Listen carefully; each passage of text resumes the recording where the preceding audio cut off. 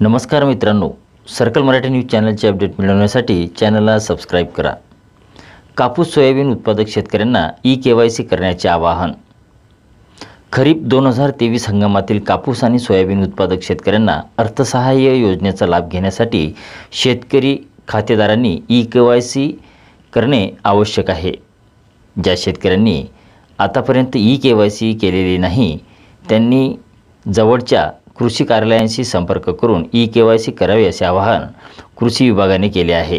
महाराष्ट्र राज्यातील सन 2023च्या खरीप हंगामातील ई-पीक पाहणी पोर्टलवरील नोंदणीकृत कापूस आणि सोयाबीन उत्पादक शेतकऱ्यांना 0.2 हेक्टरपेक्षा कमी क्षेत्रासाठी सरसकट 1000 रुपये तर 0.2 हेक्टरपेक्षा जास्त क्षेत्रासाठी त्यांच्या क्षेत्रानुसार प्रति हेक्टर 5000 रुपये 2 हेक्टरच्या मर्यादेत अर्थसहाय्य देण्यात येणार आहे।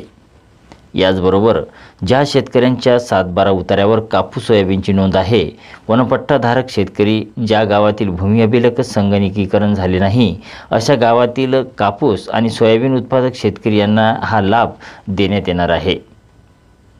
ज्या शेतकऱ्यांचे ई-केवायसी करावायचे आहे त्यांची यादी गावात प्रदर्शित करण्यात आलेली आहे। या शेतकऱ्यांनी संबंधित कृषी सहाय्यकाशी संपर्क साधावा।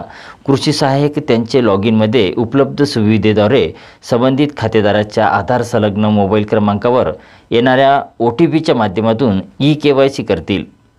तसेच शेतकरी स्वतःसुद्धा या पोर्टलवर जाऊन OTPच्या माध्यमातून किंवा बायोमेट्रिकच्या माध्यमातून सेवा सुविधा केंद्रात CSC या सेंटरमध्ये जाऊन सुद्धा ई-केवायसी करू शकतात।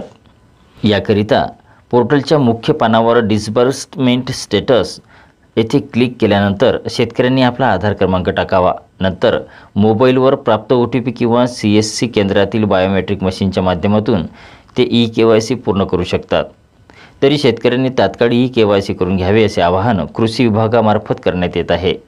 अधिक माहिती नजीकच्या कृषी कार्यालयाशी संपर्क साधावा असे आवाहन कृषी विभागामार्फत करण्यात आले आहे।